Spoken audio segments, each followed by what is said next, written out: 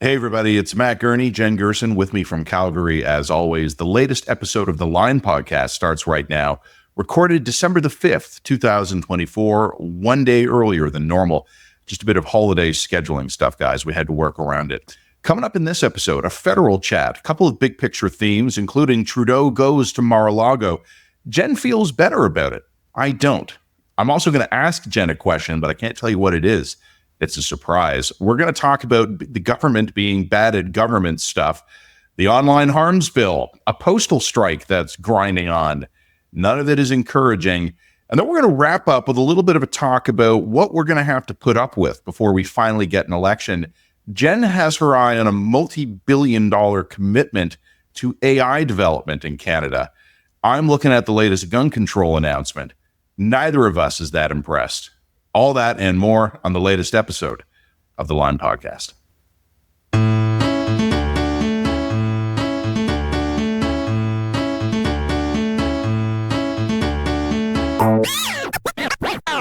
This episode of The Line has been brought to you by Unsmoke Canada. Canada can be a global leader in reducing the harm caused by smoking, but it requires actionable steps, including giving adult smokers the information they need to choose potentially less harmful alternatives. Learn more at unsmoke.ca. Well, here we are. Here we are. You know, I think we talked a little bit about this last week, and I certainly put it in the written dispatch, but there's something very familiar about all this. Like me covering Rob Ford during his mayoralty, an entire term of Trump, you're never really off duty anymore because you're always one Truth Social post away from Catastrophe. Panic. Yes. And 2 hours after we stopped recording last week, we noticed on flight trackers, shout out Brian Passafume at the Toronto Sun, who I saw tweet about this first. RCAF 01 was making a beeline for Mar-a-Lago. The Prime Minister, Katie Telford, as Chief of Staff, Dominic LeBlanc, the Public Safety Minister, flew down for a 3-hour steak and potatoes dinner with the President-elect. This obviously was directly related to what we were talking about in our last podcast. It just hadn't happened yet.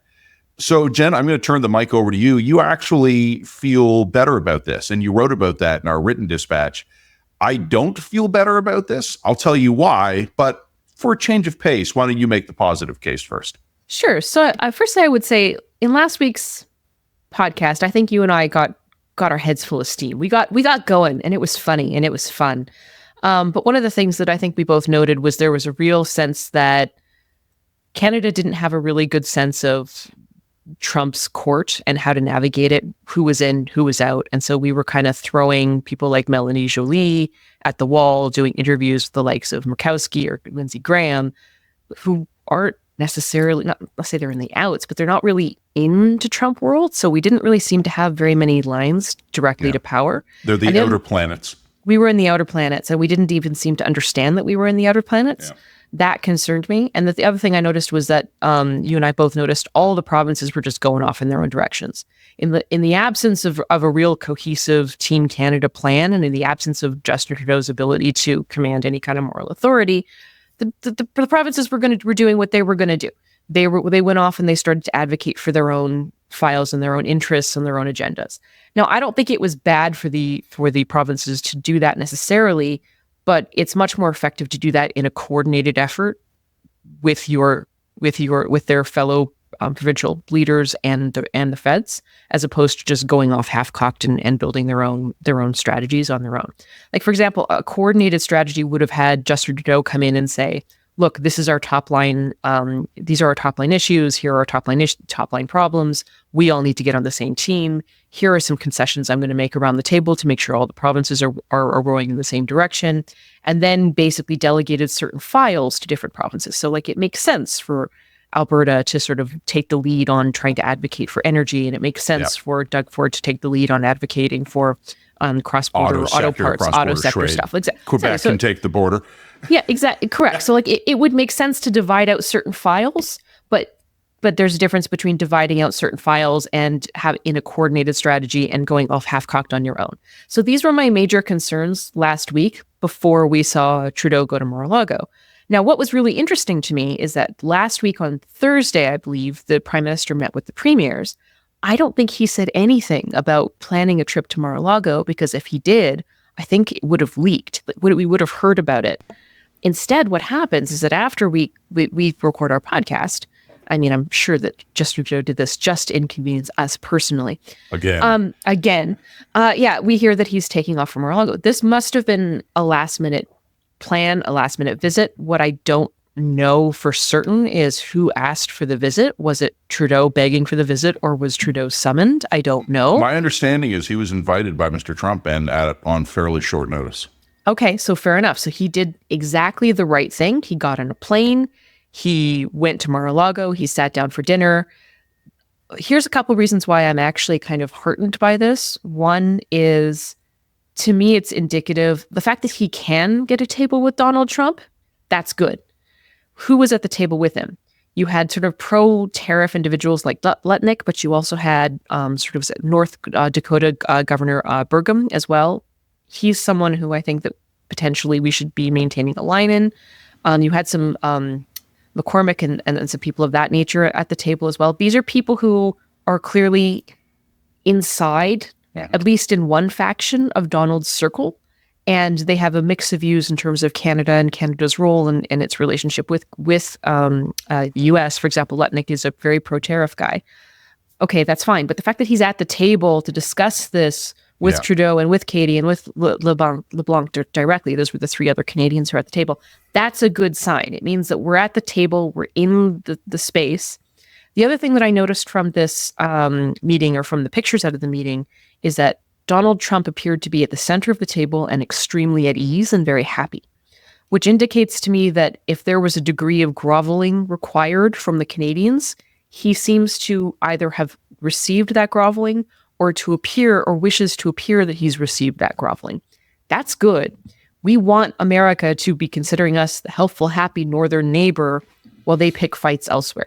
If we get ignored, that is a good strategy for us. That's great. What we talked about last week. Let Trump shadow box the Mexicans, and we stay out of his line of sight. And it may not even be shadowboxing, but that is a good strategy for us if we can make it happen. The other thing too is that if that requires us to make some token or even some real changes to our border security, fine, we're getting off cheap as far as I'm concerned. I'm not even going to get into the debates about how significant our border security is to American security, because I don't think the actual facts of the situation matter.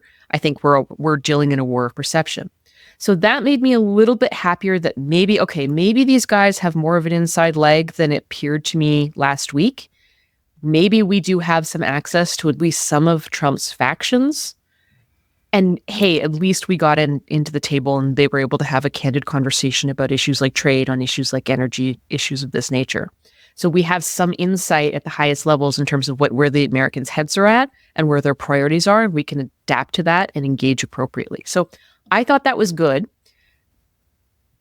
That does not mean that I think that we are scot-free. I think that there are some things that we need to do as a country very quickly in order to build on that. We need to continue to build on those relationships, and we need to be able to identify the other factions in Trump's circle and build relationships in the other factions, because we can't assume that the people at that table today are going to be people who have influence in 6 months from now, right? We know how Trump operates. Trump's going to purge a lot of his top advisors. So the people who you have a line in with today may not be around 6 months from now.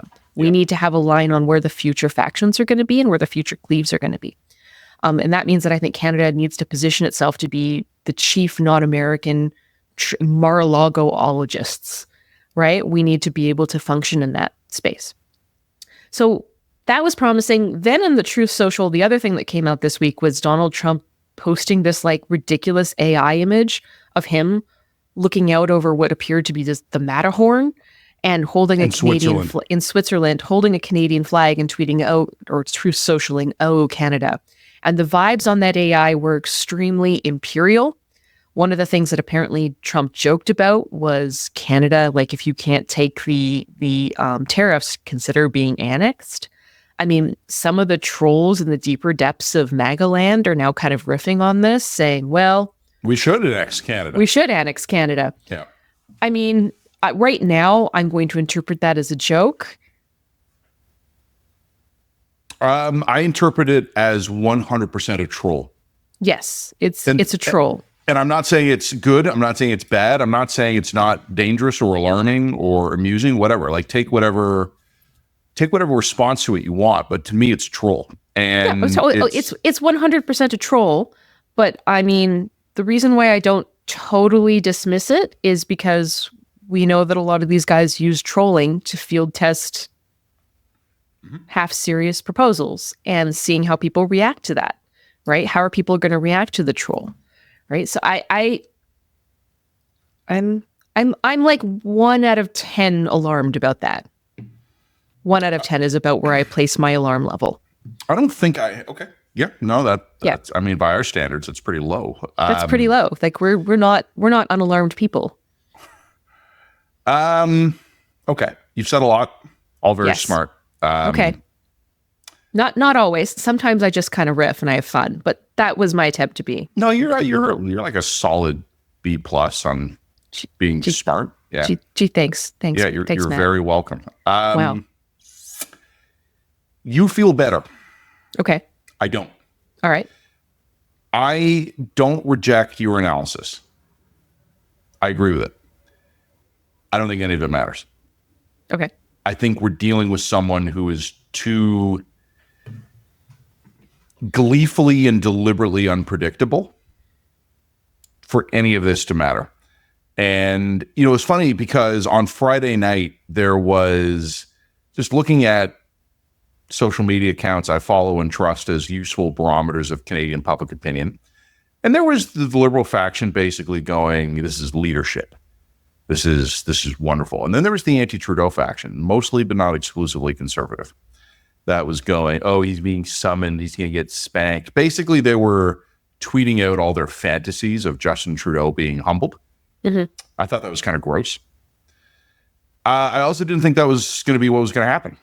I had no doubt in my mind that they were going to have a wonderful dinner, that Trump was going to be a gracious, friendly host, that he and Justin Trudeau were going to have a fantastic time, Justin and Donald. They were going to pose for pictures.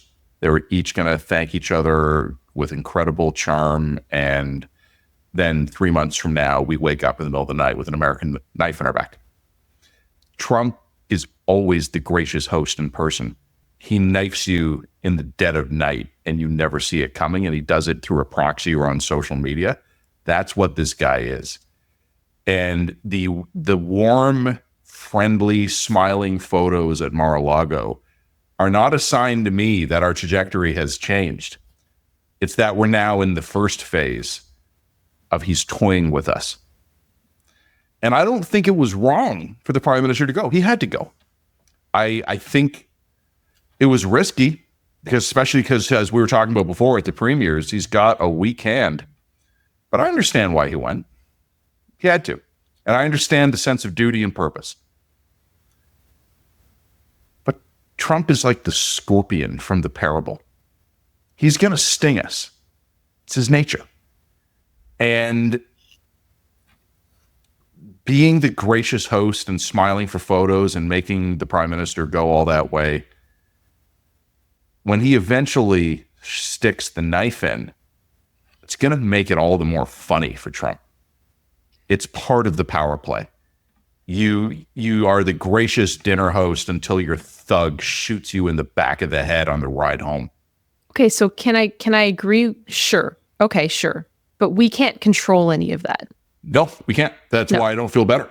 No, we can't. But we can control how we react to it. And I think that him going to Mar-a-Lago indicated an improvement in our capacity to react to it. That was why my opinion has been, or sorry, my mood lifted a little bit. Firstly, okay, so it's okay. Tariffs are coming. Yeah, we're not getting out of that. Tariffs are absolutely coming. Whether or not we can do a reasonable job undergoing some kind of exhaustive province by province, industry by industry exemption is the issue here. That's going to be annoying. That is going to be a process. You're right. We're going to get slammed on some things. We probably deserve to be slammed on a couple things, frankly. Yeah. Cheese, dairy, defense spending, kind of cheese and NATO. The things, exactly. Cheese and NATO. Like these are things in which if you slap tariffs on us for, I couldn't even blame you, man. Couldn't even blame you. So we've dealt ourselves a weak hand for negotiating a lot of these things. Yeah. We sure have. As I said, yes, it's totally possible that Trump will stab us in the back. That was just as true last week as it's true this week. But the fact that he is now signaling to his people publicly that this was a productive meeting and signaling that his happiness about that meeting to his own base, to me, that indicates that whatever we could do there, we did. So that to me was promising. That was a good sign. It doesn't mean that he won't stab us in the back later. It doesn't mean that he won't be unpredictable. We don't know what he's going to do or how he's going to be. No one can predict that. But I think we on the Canadian side are starting to calibrate. That's good. That is a promising thing from my perspective. Okay. Yeah. You know what? I don't feel worse that he went. I just don't feel better. I view this, I view last Friday as part of a process that I had already kind of thought through rather than a deviation from it. This is the charm offensive comes before the knife in the ribs. So the other thing I would just say as well is like, I think we have to be open to trolling these guys back a little bit. Like, not only do I think that we should have people stationed in Mar-a-Lago and engaging in real politic diplomacy in a very frontal way with these guys, but there was an opportunity for us to respond with another goofy AI image when Trump was doing the image of the Matterhorn. We could have also responded with another goofy AI image that was like, why invade when you can trade? Yeah. Like, you know what I mean? Like there's stuff that we can do back or we could do if we had a more, I don't know, flexible and open communications infrastructure in this country, which we don't. Anyway, we can play this game a little bit tongue-in-cheek in return, and they would probably respect it a little bit more. Yep. We talked about this at some length last week. We need to figure out a very, very charming Canadian, make him minister of Mar-a-Lago and just station him there full time and back him up with a lavish budget. And that charming Canadian is going to know how to roll with the punches and throw a punch too. So I had I had a question I wanted to ask you on the federal politics front, and I don't want to preempt a Mar-a-Lago conversation. I've said my piece on that. Is there anything else you want to weigh in on? Or no, I just wanted to sort of temper our last podcast because, like I said, I do think that we maybe hilariously went a little too far in some places because we were on a roll. But are you talking about when I said the Liberal caucus was roaming Parliament like spirits? Yeah, that was funny. I mean, it was extremely funny. But I do want to just, from my perspective, say that I do think that we are potentially getting a grip on what needs to be done here, and that's a little bit promising for me. Okay, well, we'll put a pin on that until I take your budding optimism and massacre it in segments 2 and 3. Fantastic. Here's a question I wanted to put to you. Okay. And this is it's not directly related to Mar-a-Lago, but it's not a million miles away from it either. So last week we had discussed at some length one of the things, and you've even said it this week as well. We're not putting our best foot forward. We don't have a great bargaining position with the Americans because of some of the decisions that we have made. Yep. And one of some of that stuff is like NATO and cheese, as we've already joked, but some of it is the fact that internally our politics are a mess. Mm-hmm. And we don't cooperate internally. Our provinces are always at each other's throats. Trudeau's a lame duck. Trudeau's a lame duck, and also like our ability to build major infrastructure projects is collapsed. Not great. Suboptimal. Yeah. So a new wave of polling this week from the big the big reputable companies and a few of the smaller ones that poll less often. And there is one theme across every one of these federal polls. 3 words for you, Jen. Gigantic conservative majority. And the Leger poll, which came out this week, also, it was a relatively recent poll. It had gone to the field recently, and I had time to take a specific look at the GST holiday and tax rebates. Mm-hmm. And it's deeply unpopular. The Liberals' signature Hail Mary is like minus 15. Like, how fucked are you if your last best chance comes out of the gate already negative in public opinion? But that's where we are. How fucked are you when you're giving away money to Canadians proves to be an unpopular move? Like, here's some money. Fuck you. How dare you? How dare you? So I observed some Twitter interaction this morning, and I even took part in a little bit of it myself. The conventional wisdom has always been that governments defeat themselves, that the Canadian voter does not reward oppositions, they punish incumbents. So typically when we have a change of government, it's not because the Canadian voters in their wisdom have been like, man, we really like this opposition leader. It's, I can't stand the sight of this prime minister anymore. And I want him and everyone he's ever spoken to, like, evicted from Ottawa. And I think that's how I feel. I think that's still my assessment of Canadian politics. We punish incumbents. We don't reward opposition leaders. But I found myself about to send a tweet this morning. And the tweet would have been something to the effect of, it's not that Pierre Poilievre is popular, it's that Justin Trudeau is deeply unpopular. And I stopped. Is Pierre Poilievre popular? And that's the question I just want to throw at you, because one of the things I've been thinking about in recent years, I can't really think of a phenomena like was widely and independently reported by a number of people that Pierre Poilievre is filling rallies and that he is drawing voters in from a cross-section of Canadian society that is unusual. That the Conservative caucus is unusually unified behind him, that infrequent voters are eager to vote for him, that Conservative vote enthusiasm is high, and so on and so on and so on. I don't like any politician almost as a matter of routine. I make a very small number of deeply personal exceptions to people I know personally, and even then only with reluctance. So I find it weird to consider even the possibility that a politician is genuinely liked by the voters. But I want to put that question to you. You and I, in our line of work, have the danger of being in a bubble, and we are, I think, reasonably self-aware of that, at least by the standard of some of our colleagues. Is there more to Pierre Poilievre's electoral polling fortunes today than fatigue with Justin Trudeau? And is there anything we should be learning from what happened in the United States recently about maybe how voters are tired of the same old, same old? It's a very vibey question. Like, I don't know if there's an easy answer to it, but I just kind of wanted to throw that for you for a gut check. Pierre Poilievre is popular. Yeah. Not among everyone, not universally, certainly. He's a taste.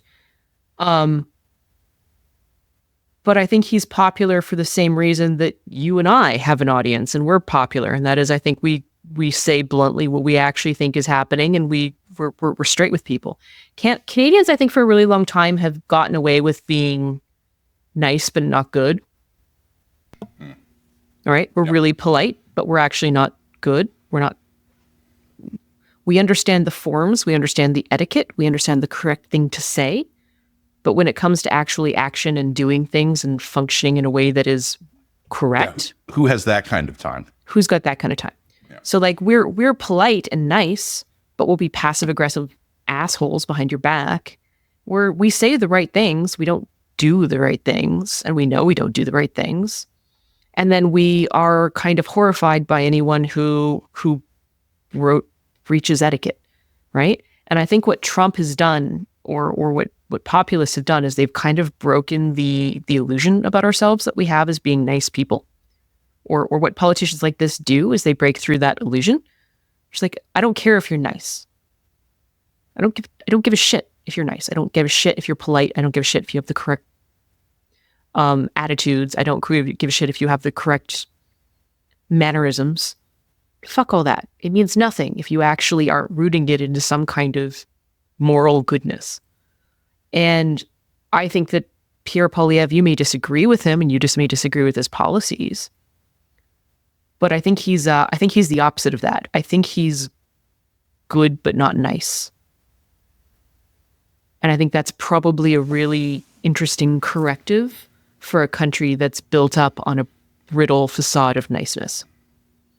So I think he's popular, but could he be popular in an environment where we hadn't had the par excellence of nice but not good leading the country for the last 10 years? I mean, Justin Trudeau is an almost perfect example of a nice guy who's not good, right? Nice guy who says the right things, doesn't do the right things, right? That's what his government has been. That's what his entire persona has fundamentally been. He knows how to act Canadian to perfection. And in doing so, has mirrored back our own hypocrisy back at us, right? So after 10 years of that, people are going for, no, I'd rather have some guy who's an asshole, but whom I actually believe means it. I would rather go for an authentic asshole than someone who continues to parrot the same old bullshit at me while my quality of life disintegrates. I think you're right. I think he is popular. I think he's genuinely popular. I don't think people are just voting out Trudeau. They are consciously voting for his antithesis. You know, this a little housekeeping, or I guess kind of even maybe just breaking the fourth wall a bit and just talking directly to the viewers and listeners, even more than we normally do, and we do that an awful lot already. When I wrote my second Halifax column this week, my original plan was to write all the Jolie stuff and then include at the bottom just sort of some other takeaways from the conference. And I eventually decided it wasn't going to be a natural fit, and it was just better to break those things into two different columns. So there will be a third Halifax piece. One of the items, probably not the lead item, but one of them is going to be picking up directly from what I was writing about in the second Halifax column. And I quoted from a recent press conference, and I think this really addresses... Jen, do you mind if I take, just give me 3 seconds here. I'm literally going to pull up the transcript because I can just grab it. Yeah. So this is a recent press conference where the Prime Minister was asked a question, and I want to read verbatim the question, and then I want to read verbatim his answer. And this is exactly what Jen is talking about when she talks about good but not nice. The question was, some Atlantic governments say they were blindsided by your GST holiday. Will you compensate the provinces for lost revenue? And Justin Trudeau responded, I think every provincial government across the country understands how important it is to be there for Canadians who are facing real pressures around the cost of living. That's what we're doing. That's why we're stepping up to support Canadians. I'm expecting provinces who see the challenges that their citizens are facing to realize that this is a way they can be there for people as they face the challenges of the next few months. Sorry, I'm going to correct you there. That's an example of nice but not good. But not good. Yeah. It's a perfect, nice answer. A nice answer that's not good. It doesn't answer the question of, are you going to offer a financial transfer to the provincial treasuries that are about to lose on some taxation revenue because of a federal policy decision? And it's not, it's a nice answer, but it is not a morally good answer. Yeah. Right? And because I think it doesn't actually address real lost revenue as a result of federal policy.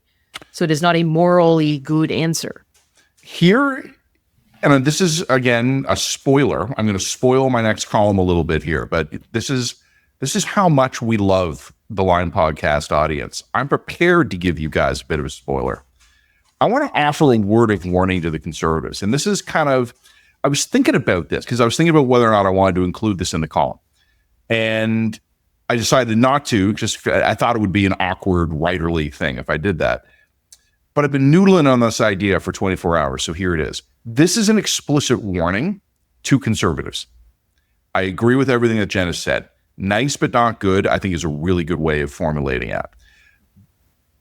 My second Halifax column asserted at some length that the problem we have with this Liberal government is that they're all talk, no action. Here's my concern with the incoming Conservatives. And I know they're not technically incoming yet, but I think we all see which way this is going. There's still not going to be any action. They're going to be different talk. Yeah, I mean, this is if they want to take this analogy to its next level, what they are implicitly promising people with their rise here, what people are picking up on, is that, okay, you guys are going to talk shit, but you're going to be fundamentally morally good. Yeah. You need to actually make good on the second part of that equation if you want to maintain the support of people after being elected. It's not going to, okay, sure, we'll put up with any kind of breach of etiquette that you want. You want to change up the norms. You want to blow up some institutions that aren't working. Okay, fine. But that has to be underpinned by a certain degree of moral goodness that we do not see here in action. And can the Conservatives step up to that challenge? I don't know, but we'll see when they're in power. Like, I don't want to preemptively judge the Conservatives for their governing when they're not governing yet. I can express my concerns about how they'll govern, but that's not the same thing as expressing my concerns about them in government.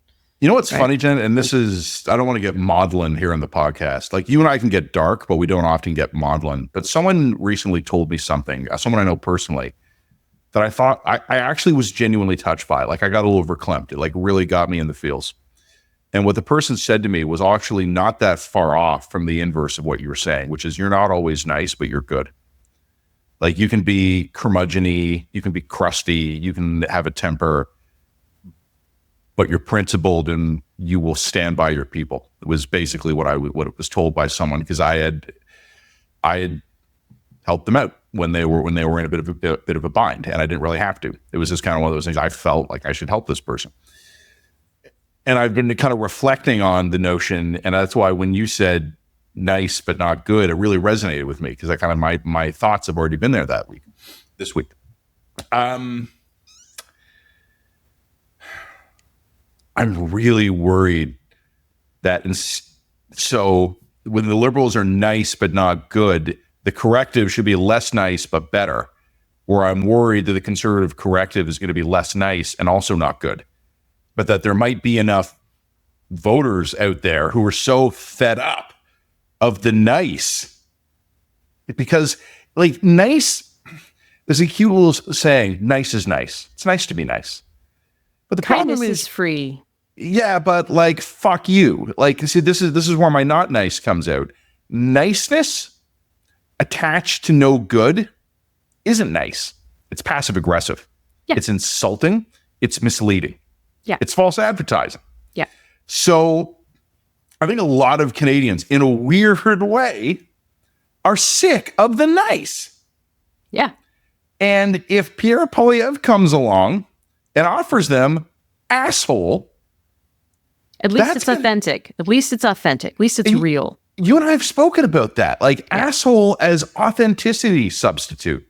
Yeah. Because we live in an era of bullshit land acknowledgements. And sorry, Indigenous friends, I'm not saying that the concept is bullshit. As if they don't know. Come on now. Well, that's it, right? Is anybody handing their house over? Like, yeah. Or guy steps up before event, handed sheet, and mumbles his way through 3 or 4 Indigenous band names he can't pronounce. Yeah. We live in an era where we all talk about the need to be a more inclusive society until there's a homeless shelter proposed for your neighborhood, and all the local property owners associations go full fucking jihad on it. Like, nice is bad. And this is my memification of politics thesis writ large, because I've talked about this a lot. Everything is comms. And I'm worried that the lesson the Conservatives are going to draw isn't that the nice but not good Liberals fucked up because they were not good. It's going to be because they fucked up because they were nice. So we might get a government that is still all comms, still has deliverology issues, still isn't good at governmenting, but they're fucking assholes. Sure. Personally, I'll find that refreshing, personally. But what's the alternative? Nothing. It's going to happen. It's overdue, and it has to happen. It has to happen, because at this point, and I mean, I said, this isn't even a partisan statement. It's I always respect the will of the voter. Like, the voter is always right as far as I'm concerned. America has the right to decide its destiny, and so does Canada. This is just and then we all have to live with the consequences of that. Yeah. So, I can express my opinion about what I think is going to happen, and I respect my readers enough to take what they find useful out of that and then make their own decisions. Like, that's fine. Like, it's not my job to persuade people to vote a certain way or another way. So this isn't coming from a place of persuasion. this is coming from a place of just observation, and that is, we know what we're going to get with the Liberals. The Liberals do not have the capacity to change course from the way that they have been functioning over the last 10 years. So this is more of the same. And there are too many people, I think, who are fed up with what is happening and what has happened in the trend lines to permit that to continue. So there's nowhere else to go here. Like there's nothing else. My concerns with the incoming conservative government are the same. But I want to express my concerns while at the same time withholding my judgment until I see how they actually govern. What do they do? What are they actually going to do? Because right now I don't even have a really clear perspective and picture on what their plans are. There's a lot of slogans. There's a lot of axe the tax. There's a lot of defund the CBC. But I don't see a real, and there's some really high level bird's eye view stuff when you listen to Pierre about creating a vision for Canada that's based on good old fashioned hard work and blah, blah, blah, blah, blah. And that stuff's actually good. And it's actually a necessary corrective to the destructive narrative deconstruction of the country that's been happening over the last 10 years. So the big picture stuff's good. What I don't really have is the middle picture stuff. Okay, so what are you going to do about the size of the civil service? Right? What is your actual industrial policy? What is your tweet? Yeah, like exactly. What is your plan for foreign affairs? What is your actual plan for getting us to 2% of defense spending? What does that look meme. like? This is what's actually missing is the substance of a lot of the policy. I think they have the big picture vision stuff right, and I think they have the good Hustings level politicking phraseology correct. But I mean, this is actually something we were going to bring up anyway. But there's nothing that really got me more this week was watching a lot of conservatives lose their minds about their fun little procedural prank on Jagmeet Singh. In case you weren't aware of it, they're going to try and call a confidence motion using Jagmeet Singh's own words against the Liberal government in the confidence motion. And they're just all loving it. It's entirely his words.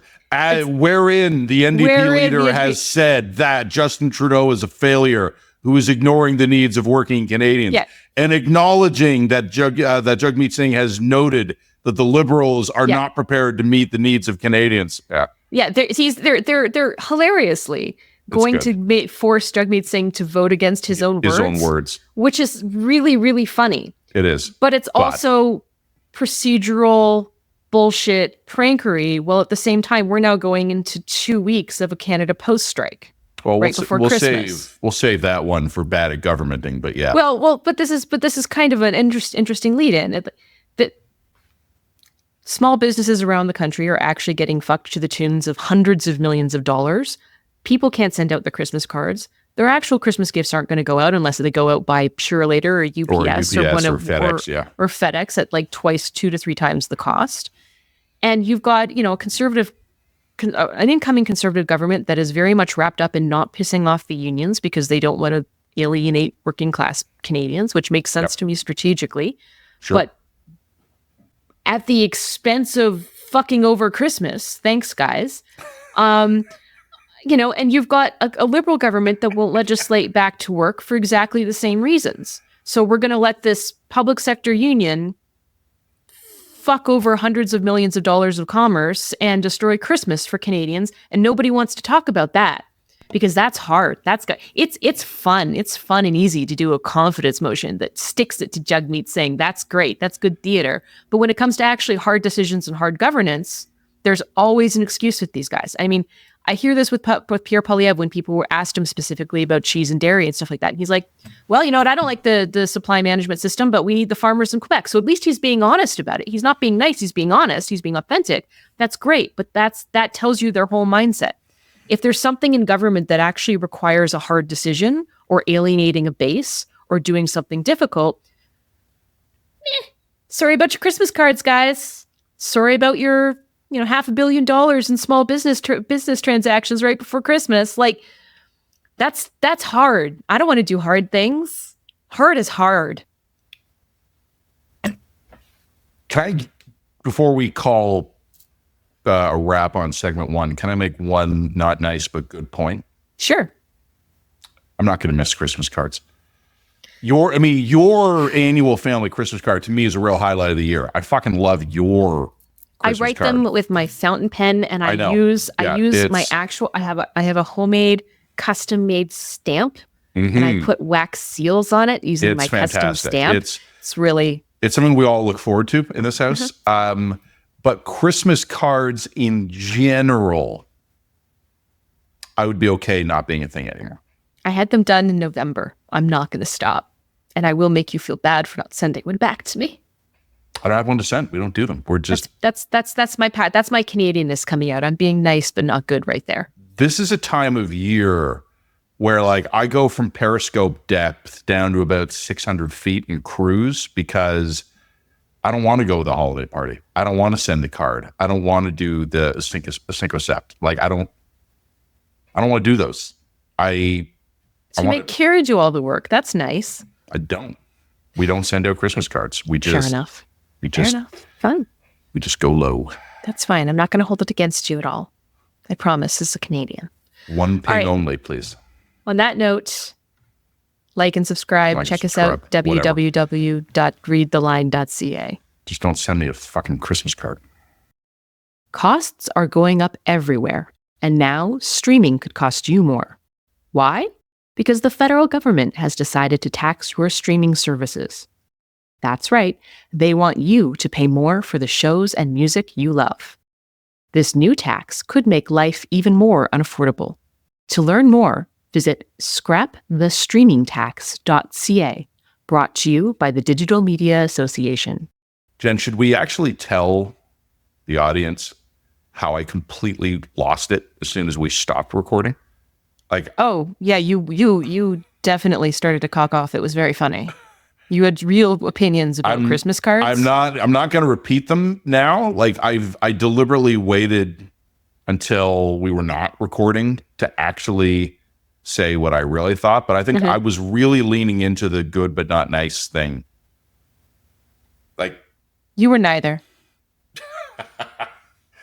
I would okay, whatever. Yeah, no, I had surprisingly strong feelings even for myself. Let's talk for a minute about the postal strike. There's another file on the bad at governmenting file I do want to bring in, but a couple of points I want to make on the postal strike. First of all, in your neighborhood, this is a question for you. How do you get your mail? Oh, we've got a community box. Yeah. Okay.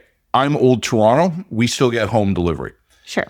And one of the things I found, because I think you mentioned before we're 2 weeks into the postal strike. We're actually closer to 3 weeks.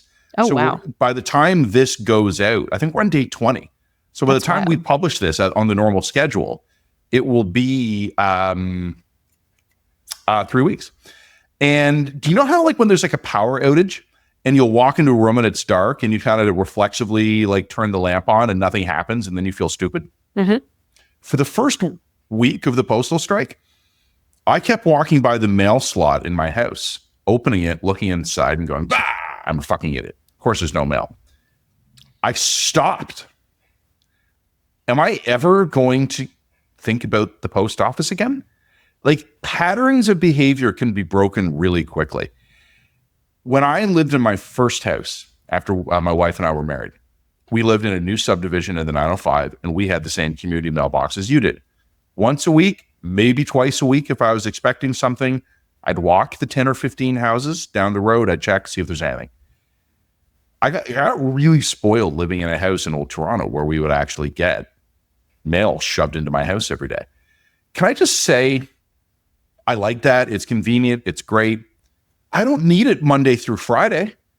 If we like cut 90% of postie jobs, sorry, posties, no offense. I'm not personally antagonistic to you guys. But if we wiped out like 80% of the workforce and I got my mail on Tuesdays, that would be fine. Do you want to know what I also fine. think a lot of these guys are not considering as well is we now have so many private alternatives. Some are expensive. They're proving their own obsolescence. But we're starting to get to a point where you're proving your own obsolescence here when the only thing I'm really missing here is flyers and Christmas cards. I'm not missing flyers. So Well, I mean, you're going to tell me that if we were to get rid of Canada Post tomorrow, Purolator or UPS or one of these other guys couldn't take over like mailing my Christmas cards? Direct mail. Oh yeah. The direct mail. I'm pretty confident that they could. It would be a little more expensive, and it might take a few extra days to get there. But yeah, who cares? So, I mean, that's one of the issues here is I think that if you're a small business owner, this is hitting you really, really hard because because you've built your model around a reliable price structure. Yes. Yeah. And even if it's only $5 more per package, if you're sending out 1,000 packages, that's $5,000. Yeah. That's $5,000 right there. So, whatever. But I'm not trying to undermine the effect that this is having on small business, but part of the reason why the postal strike isn't getting more coverage, generally speaking, is that unless you're in like a fairly niche group of people, 95% of people haven't noticed. 95% of people haven't noticed. And guys, like postal workers, start to consider for a moment what that says about because, we got a conservative government coming in who's promising to abolish all of these useless institutions. Are you proving your uselessness? I mean, I also think that, bluntly, we also need to have a conversation about why public sector workers are treated like, why public sector unions are treated like private sector unions. They shouldn't be. They're not the same thing. Uh-huh. I'm sort of increasingly of a mind that a public sector union probably shouldn't have the right to strike. Or that it's almost redundant. Or that it's redundant. Almost tautological at this point. Especially when you're living in a country and a culture in which so many labor rights have been enshrined in law. Mm-hmm. The fundamental difference between a public sector union, and again, I've made this rant before, so I don't want to get into it, but for anybody who hasn't followed it, a private sector union is about using collective power to gain access to private capital that is acquired by a profit, right? It's about making sure that the worker has its fair share of the private capital that it helps to create through its labor. That's an important social function, and I actually think that should be extremely enshrined and protected. A public sector union isn't about that. A public sector union is about using collective action in order to gain more access to the capital created by private sectors and then taken through taxation. That's a different conversation. You're not about getting your fair share of the capital that is earned by your labor. You're using your collective action to gain a better share of capital and wealth that is earned by other people, by other workers, and then taken through taxation, through higher taxation. And that is not available for other social priorities. And that is not available for other social priorities. Like healthcare, national defense, all these sorts of things. Like, I'm all for paying public sector workers a fair share. But at this point, a lot of public sector workers are getting radically more than comparable private sector workers. They're getting better wages. They're getting better time off. They're getting better retirement plans. They're getting all of these things at the expense not of their employer, but of the other workers. And this fantasy that, well, the public sector workers are driving up all of these benefits for everyone else, that's not proving to be so now, is it? So I think that we have a very different conversation when we're talking about public sector workers versus public sector unions versus private sector unions. I think these are different conversations. And I'm increasingly of a mind that, again, especially in an era where public sector workers are extremely protected, high wages, good benefits, and protected by lots and lots of labor laws. Like, this ain't 1880s guys anymore. Like, you ain't Mother Jones. You ain't getting hit by the employer with the fire cannons, and it's kind of ridiculous to imagine that you are. Most of you are fairly coddled office workers, frankly. My kids are like rarely hit the full 40 hours in the coal mines. Yeah, there you go. Rare. I mean, it's cold right now. People are burning more coal in the furnaces. So I think you need to have a system in place for binding arbitration, for example. Like, I do think you need to have a place for when the employer and the employee can't come to an agreement. Like, you do need to have a binding arbitration situation in place. But I'm not opposed. You have Prime Minister Poilievre using the notwithstanding clause to ignore. Sure. I mean, I'm not. Like, I get it. I get that there's complications around this, but I have no problem with back to work legislation for public sector unions. I don't. I have no issue with that. And I have no issue with creating systems where, no, I don't think that public sector workers, if you're going to claim that you're essential, you should not be able to strike. There should be fair processes, and to ensure that you are amply compensated and ably compensated, binding arbitration should be able to function that role. And that's that. And if you don't like it, you can go get a job in the private sector. Like, you can take your labor elsewhere. I want to go really big picture for a second. Let's go all the way up to 40,000 feet for this bomb run. I had a genuinely fascinating conversation with like a labor expert a few days ago. I was interviewing him, and I got the feeling real quick he and I were probably on opposite sides of the political spectrum. Let me just leave it at that. But one of the things we were both absolutely fascinated by is that we had both identified kind of through our own thinking. He is a genuine labor expert. Me, as a weirdo columnist, that I think we are in the middle right now of an inflection in labor history. And if you know your history, you know that there have been times when social and economic pressures and political pressures build to a point that actually fundamentally change labor's role in a society. And to Jen, what you were saying a minute ago about should we even have public sector unions, I think I'm with you on that one. But I also think, and I think we're starting to see some signs of it, I also think there's a very good chance, and I don't make firm predictions, but there's a decent chance that we are about to see a real renaissance in private sector unions. Mm-hmm. I think some of what we've been looking at in recent years with inflation, cost of living being an issue, healthcare, particularly in the United States, gig economy concerns. Even for me as a fairly right-wing guy, I know what the answer to some of those problems is. Yep. And I have no problem with that, by the way. Yeah, I have no problem with private collectivization. Like, go for it. Like, history of labor is a constant tug of war between capital and workers. I know that sounds very Marxist, but like it really is. And we have seen the cycle of strong labor movements that eventually become so strong they stifle innovation and creativity, and they hurt economic growth and productivity.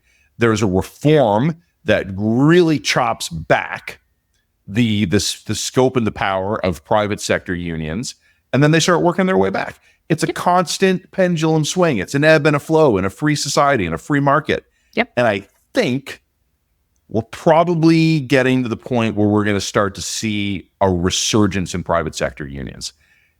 What we do with that, I think you can see the Conservatives in Ontario. I'm not sure about the Alberta dynamic. You would know that better. But here in Ontario, Doug Ford loves those construction unions. He loves the private sector unions. Pierre Poilievre making those real solid pitch.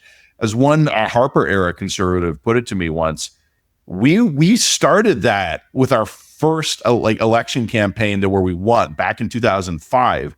He reminded me, we had a tax credit for tools for skilled workers. Mm-hmm. Like, we've been trying to do this for almost 20 years, starting to work. So I think there could be a really interesting thing happening with labor broadly. And that's that 40,000 foot view. Now let's actually get right back down to bomb run level here.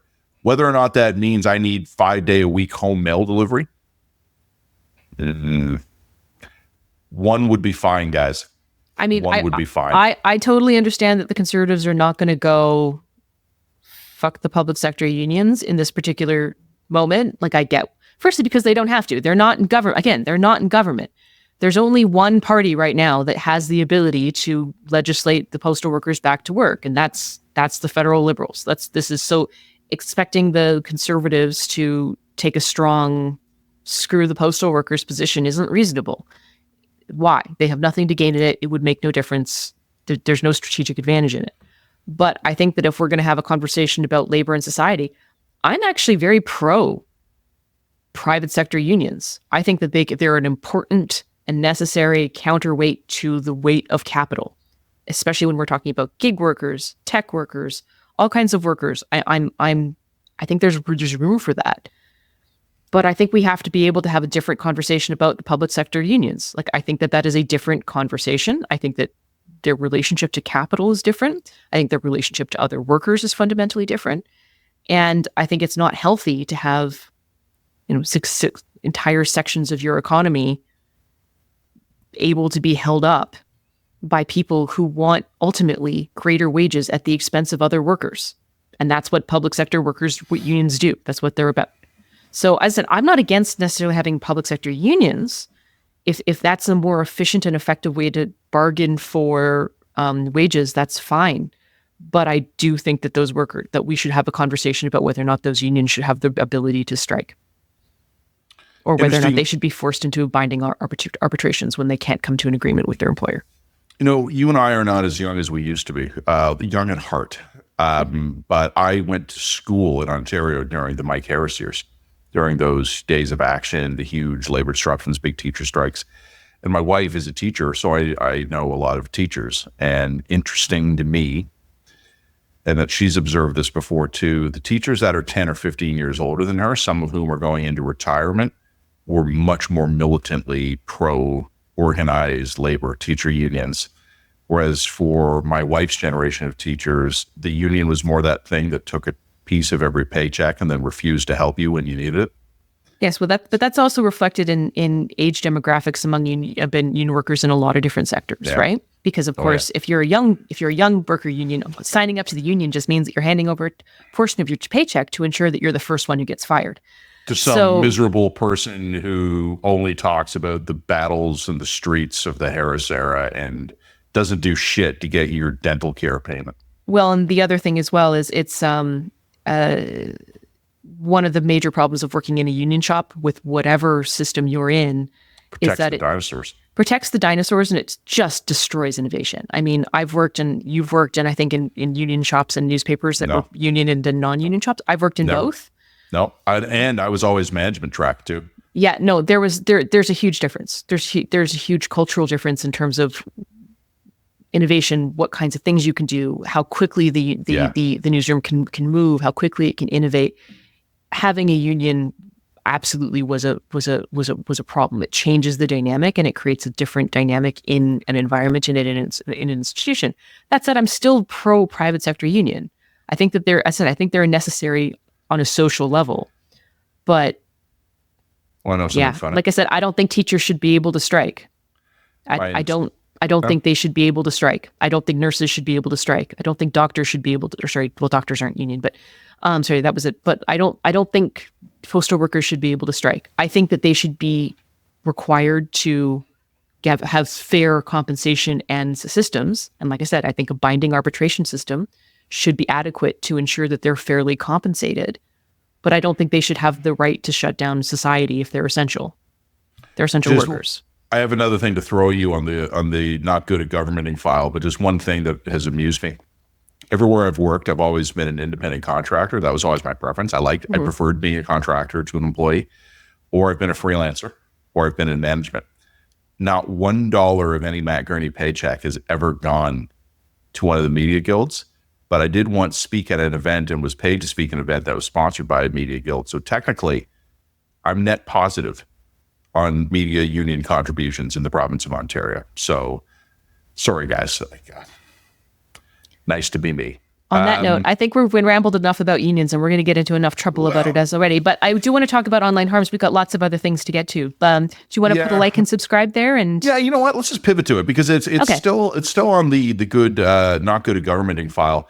The Minister Varani, the federal justice minister, announced yesterday that the online harms bill is going to be split down into component parts. We don't have details on that yet, so I don't know how they're going to break it down. And it was just a funny coincidence. So that was announced on December 4th. And I knew that you and I, you had done most of the heavy lifting on this, but when the online harm bill had been proposed earlier this year, like way earlier this year, you and I had both quickly read it and then came up with independently. It's funny. I remember when we talked about that after we'd both read it, we had the exact same conclusion and we didn't need to compare notes on it. There was a lot of good stuff in that bill. There was some confusing stuff in that bill, and there was some bad stuff in that bill. And you did and we said that in our first dispatch, where we said there's good stuff in here. Rip that out, pass it very quickly through the legislature, the Parliament, Senate, boom, done. The protections of children against exploitation, protections against online harassment and cyber stalking. There's really good stuff in there, stuff that is a necessary upgrade to laws that have not kept pace with changing digital technologies. There's also some stuff in there that's interesting but half-baked, and there's really dumb stuff in there. You and I said, and this is funny, it was March 4th, 2024 in a dispatch where we said, split this bill, take the time to work on what needs working on, pass the other stuff quickly. It was December 4th, 2024, that the Justice Minister got around to reaching that same conclusion. Why are we 9 months faster than the Ministry of Justice? Well, remember that Parliament wasn't in session for large stretches of that. Look, I mean, I think that the Liberals want to show that they can have some kind of legislative win here, even in the current parliamentary environment. I'm not sure that they can. So I think what they're going to do is they're going to take the least contentious stuff out of the Online Harms Act, the stuff that is most save the children level emotionally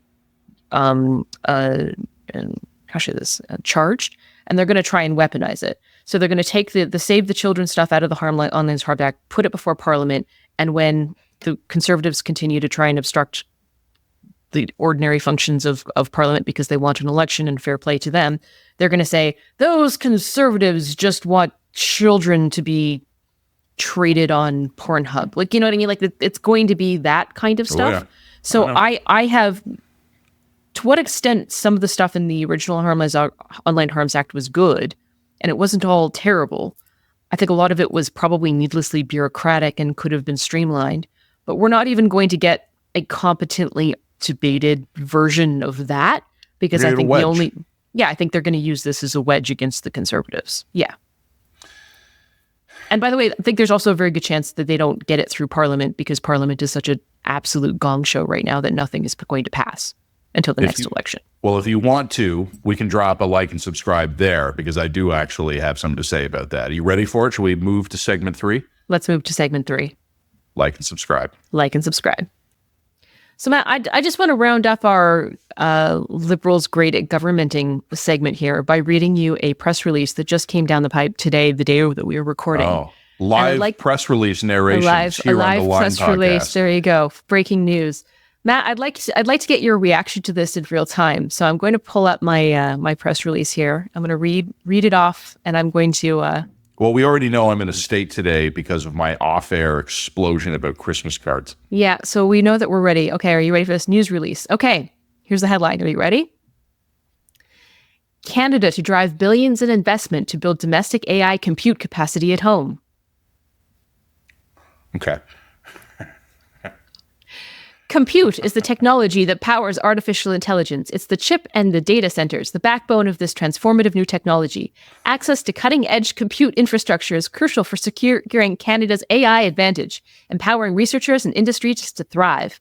Today, the Honourable François-Philippe Champagne, Minister of Innovation, Science and Industry, officially launched the Canadian Sovereign AI Compute Strategy.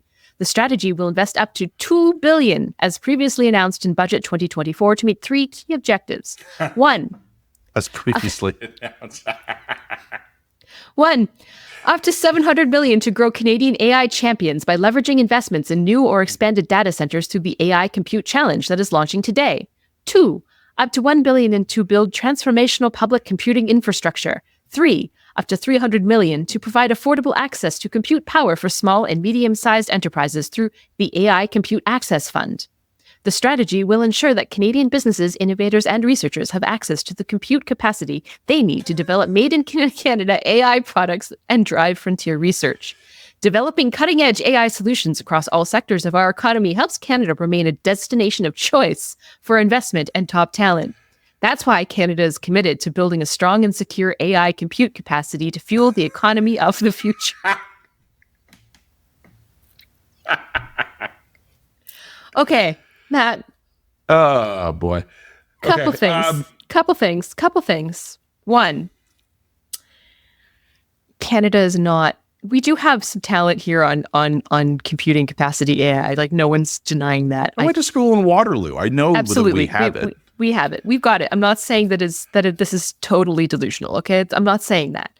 Okay, but to claim that Canada is a top destination for this cutting edge technology as opposed to the Bay Area is a claim. It is. To claim that $2 billion in investment is going to secure our place in that is a claim. Do you know how much money is floating around in the AI space right now? Hundreds of billions at least.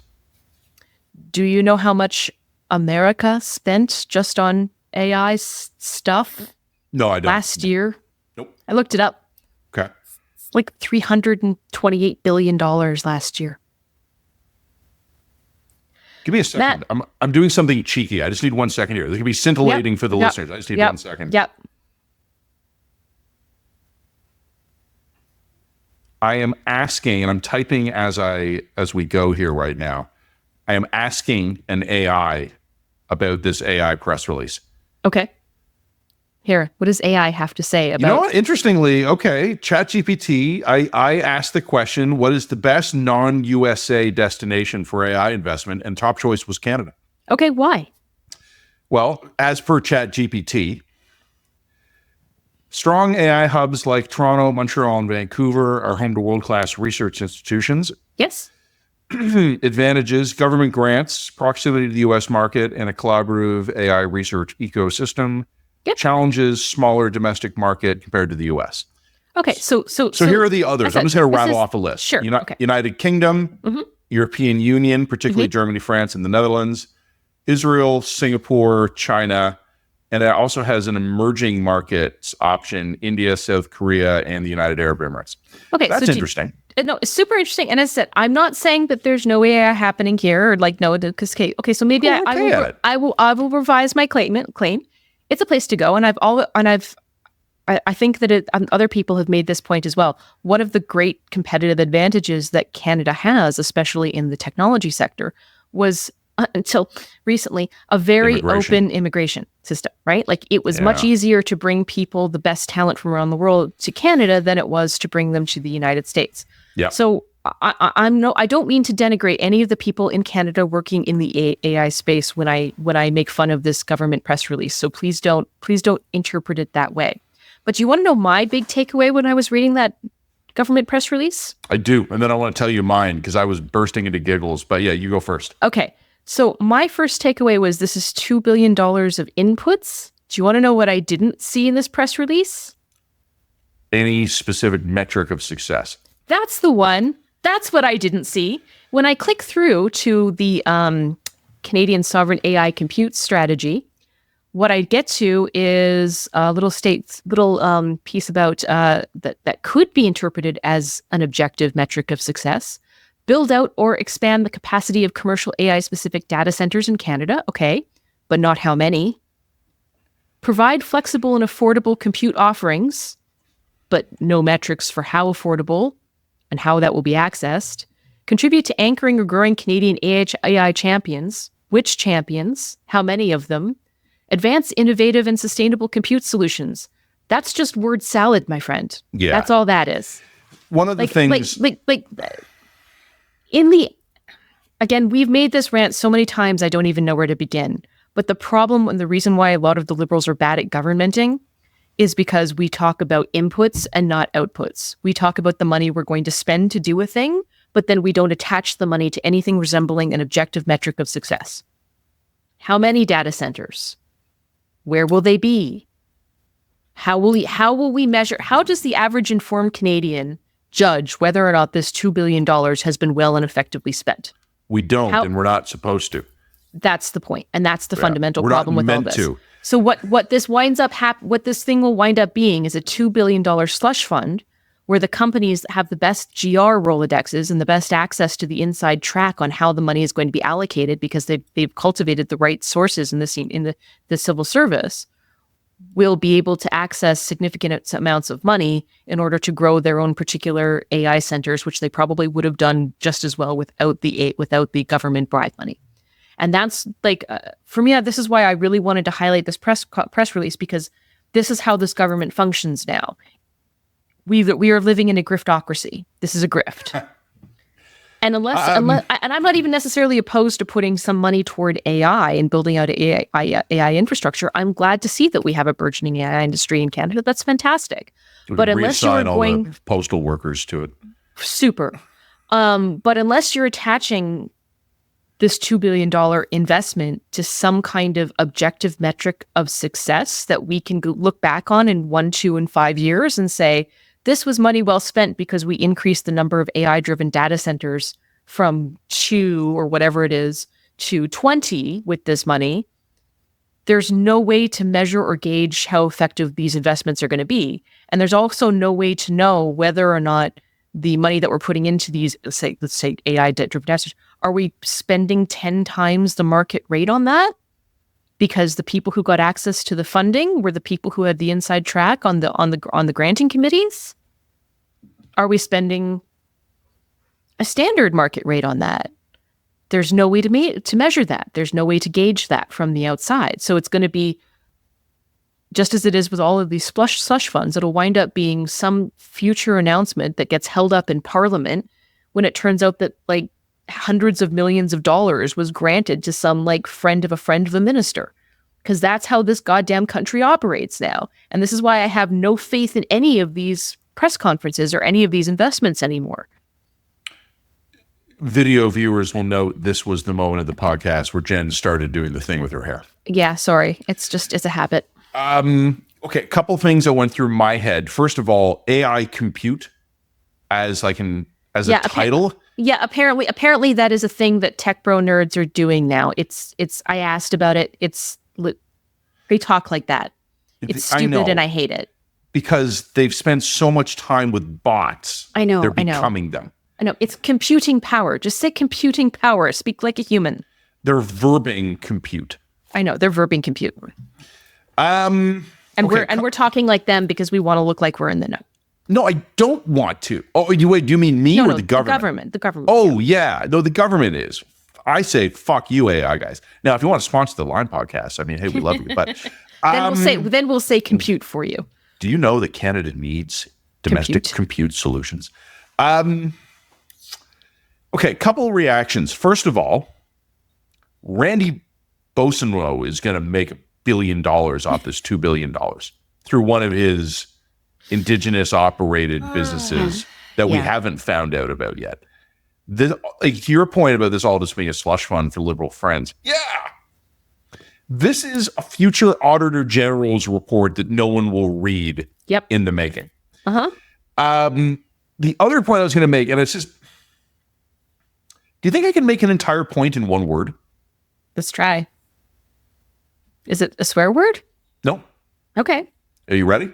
Yes. Point 2 of why I have concerns with this plan, superclusters.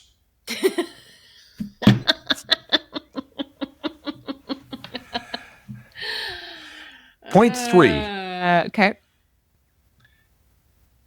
$2 billion by the time it actually gets filtered through Randy's or the other Randy's, depending, I'm not sure which, 100% Indigenous owned businesses.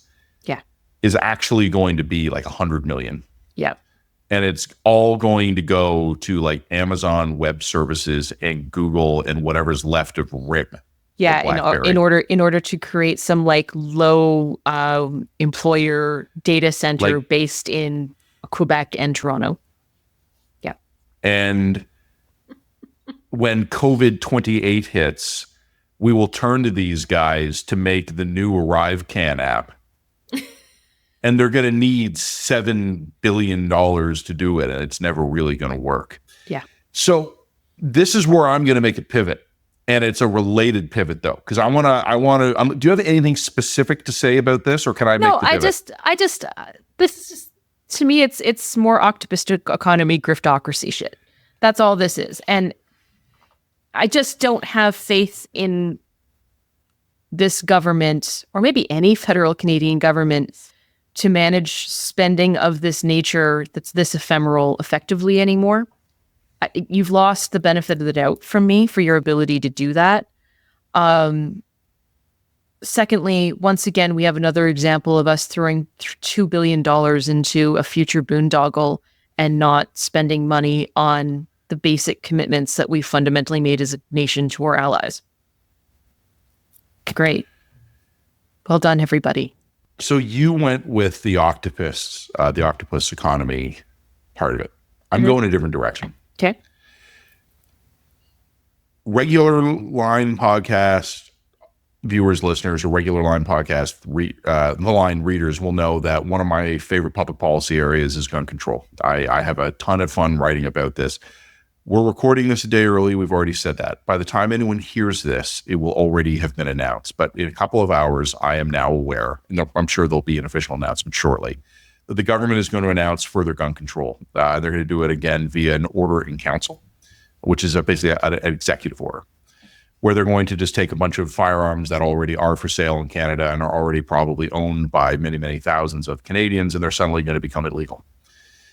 It is worth noting that they first began doing this almost 5 years ago, and in that time, they have spent a considerable sum of public money and have succeeded in confiscating 0 firearms from the Canadian people.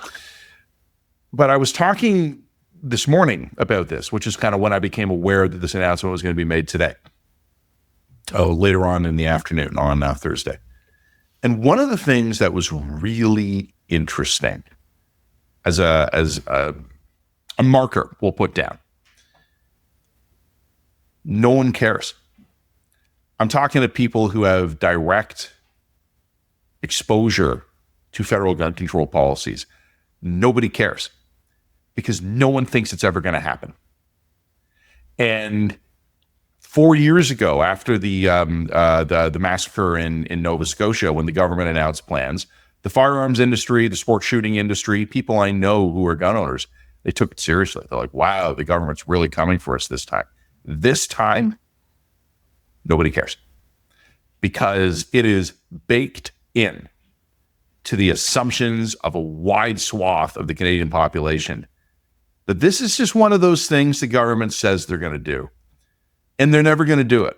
And there'll be an election, and this will never go anywhere. And the Conservatives can make all this go away by simply deleting the order in council. I don't know if they will.